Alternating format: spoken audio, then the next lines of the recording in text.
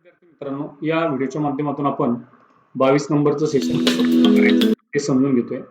सर्वात प्रथम तुम्हाला या ऍक्टिव्हिटी ब्राउझर लॉग इन करायचं. चला आपण या ऍक्टिव्हिटी मध्ये नॉलेज चेक चला तुम्हाला सर्च आपण करायचं.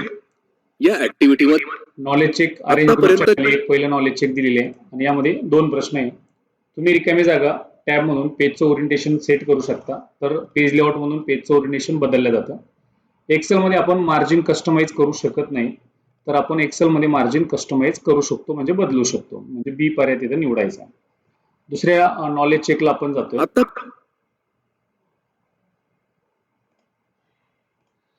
2 नंबरचं नॉलेज चेक भाषिणी मध्ये दिलेले. स्टार्ट बटनावर क्लिक करू. भाषिणी कोणती महत्वाची सुविधा उपलब्ध करून देतं? भाषांतर, ट्रान्सक्रिप्ट करणे.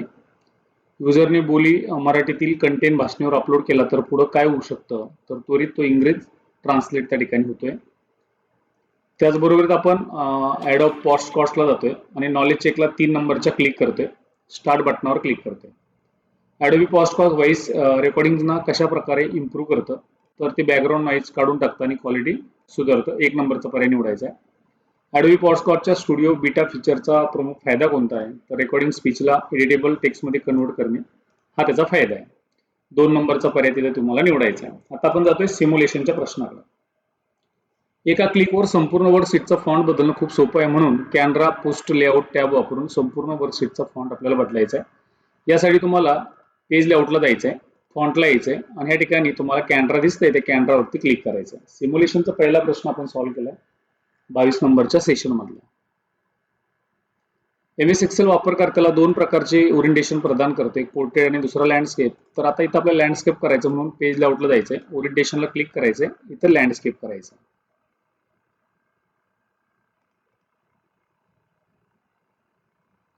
कोणते डॉक्युमेंट क्लायंटला पाठवण्यापूर्वी स्पेलिंगच्या चुका तपासणे अतिशय महत्त्वाचं असतं, म्हणून तुम्ही लेख लिहिलेला असल्यामुळे त्यात स्पेलिंगच्या चुका तपासायच्या आहे. तर ती टॅब आपल्याला रिव्ह्यू मध्ये पाहायला मिळते, स्पेलिंग अँड ग्रामर. येस बटनावरती क्लिक करून तुम्हाला ओके करायचं.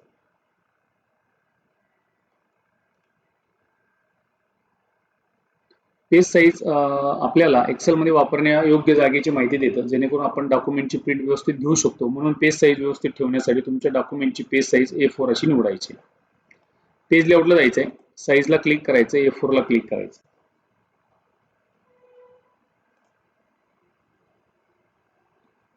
एक्झाम एंड बटनावर क्लिक करतोय. सेलपाथ लर्निंगला आपण जातोय. 4 प्रश्न सेलपाथचे. मायक्रोसॉफ्ट एक्सेल मध्ये पेज लेआउट टॅब मधील थीम्स ग्रुपचे प्रायमरी फंक्शन काय आहे? तर या ठिकाणी बी पर्याय आपल्याला निवडायचा आहे. एक्सेल मधील पेज लेआउट टॅबच्या पेज सेटअप ग्रुप मधील कमांड्स रिकामी कसे दिसेल याची संबंधित असते. ऑप्शन्स ए आपल्याला निवडायचा आहे.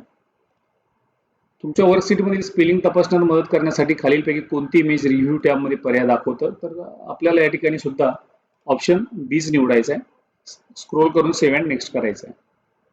मायक्रोसॉफ्ट एक्सेल मधील चेक ऍक्सेसिबिलिटी पर्यायाचा उद्देश नेमके आहे काय? तर आपल्याला संभाव्य समस्या डॉक्युमेंट स्कॅन करतं, हे आपल्याला पहिल्या नंबरचं उत्तर या ठिकाणी निवडायचं. तर अशा पद्धतीने आपण सेल्फपाथ लर्निंग कंप्लीट केलंय. आता आपण जातोय गाईड डू इट युअर सेल्फला.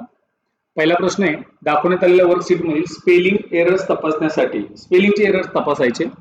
अगदी सरळ सोपा प्रश्न आहे. रिव्ह्यूला जायचंय, स्पेलिंग अँड ग्रामरला क्लिक करायचं, येणाऱ्या सूचनेला येस करायचंय आणि इथे चेंज ऑल दिसतं त्यावरती क्लिक करून ओके करायचंय. नेक्स्ट आपण सबमिट करू शकतो. नंबर 2, दाखवण्यात आलेल्या डॉक्युमेंट मधील स्पेलिंग एरर तपासण्यासाठी परत तोच प्रश्न रिपीट. पहिला जसा प्रश्न आहे तसा हा सेकंड नंबरचा प्रश्न आपल्याला सॉल्व्ह करायचा आहे. रिव्ह्यूला जायचंय, स्पेलिंग अँड ग्रामरला क्लिक करायचंय, चेंज ऑलला क्लिक करायचं, तुम्हाला क्लोज बटनावर क्लिक करून तुम्हाला ओके करायचंय. नेक्स्ट तुम्हाला सबमिट करायचंय.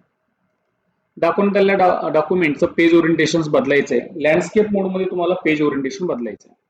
तुम्हाला काय करायचं, पेज लेआउटला जायचंय, ओरिएंटेशनला क्लिक करायचं, लँडस्केपला क्लिक करायचं, बाजूला क्लिक करून तुम्हाला उत्तर सबमिट करायचं. दिलेल्या एक्सेलच्या फाईलमध्ये B2 सेल सिलेक्ट करायचा आहे तुम्हाला आणि रिव्ह्यू टॅबवर जाऊन न्यू कमेंट्स ऑप्शनला क्लिक करायचं आणि गो टू गो नावाची कमेंट्स त्या ठिकाणी द्यायची. गुड टू गो असा कमेंटचा शब्द दिलेला आहे. पहिले तुम्हाला रिव्ह्यूला जायचंय, B2 सिलेक्ट करून. हा B2 सिलेक्ट केला, रिव्ह्यूला आपण गेलो, न्यू कमेंटला क्लिक करायचंय. तर या ठिकाणी तुम्हाला जी कमेंट द्यायची ती द्यायची गुड टू गो अशी कमेंट्स द्यायची. बाजूला क्लिक करून तुम्हाला उत्तर सबमिट करायचं. दिलेल्या एक्सेलच्या फाईल मधील चेक ऍक्सेसिबिलिटी ऑप्शन वापरण्यासाठी रिव्ह्यू टॅबवर जायचंय. मला वाटतं आज हे सगळे प्रश्न रिव्ह्यूच्या टॅबवरती आणि पेज लेआउटच्या टॅबवरती प्रश्न आहे. रिव्ह्यूला जायचंय आणि त्या चेक साईज ऍक्सेबिलिटी दिसते तुम्हाला, त्यावरती क्लिक करायचंय आणि बाजूला क्लिक करून तुम्हाला उत्तर सबमिट करायचंय. तर अशा पद्धतीने आपण 22 नंबरच्या सेशन मधलं guide do it your self आपण कंप्लीट केलं. सेशन कम्प्लिशनला आपण जातोय आता आणि स्टार्ट बटनावर क्लिक करतोय. पहिला प्रश्न आहे, तुमच्या शाळेत नवा संगणक आला, तो उघडल्यावर तुम्हाला मागील बाजूस पोर्ट्स असलेला मोठा बॉक्स दिसतो. या भागाला नेमकी काय बोलल्या जातं? सिस्टम युनिट असं बोलल्या जातं. जर सिस्टम युनिट नसला तर संगणक वापरण्याचा प्रयत्न केल्यास काय होईल? तर तो कोणताही डेटा काय करणार नाही, प्रोसेस करणार नाही. रवीने सीपीयू केस उघडली, त्यात अनेक छोटे चिप्स असलेले हिरव्या रंगाचा बोर्ड पाहिला. या बोर्डला काय बोललं जातं? तर याला मदरबोर्ड असं बोलतो आपण. तुमचा मित्र म्हणतो कीबोर्ड सुद्धा सिस्टम युनिटचा भाग आहे. हे बरोबर आहे का?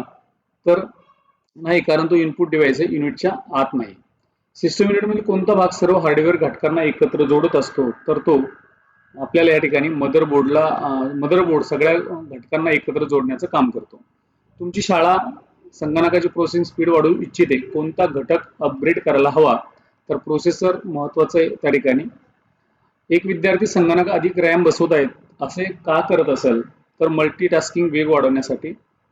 जर तुमची हार्ड डिस्क खराब झाली तर कोणती अडचण तुम्हाला निर्माण होऊ शकते? तर या ठिकाणी तुम्हाला संगणकातील सर्व डेटा नष्ट होऊ शकतो. सिस्टम युनिटसाठी पॉवर सप्लाय युनिट का महत्वाचा आहे? तर तुम्हाला सर्व घटकांना वीज पुरवण्यासाठी तो खूप महत्वाचा आहे.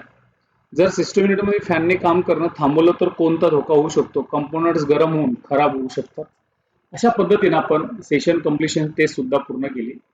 म्हणजे तुम्हाला 22 नंबरचं सेशन समजलं. परत पुन्हा भेटू आपण 23 नंबरच्या सेशनमध्ये. Okay, thank you so much.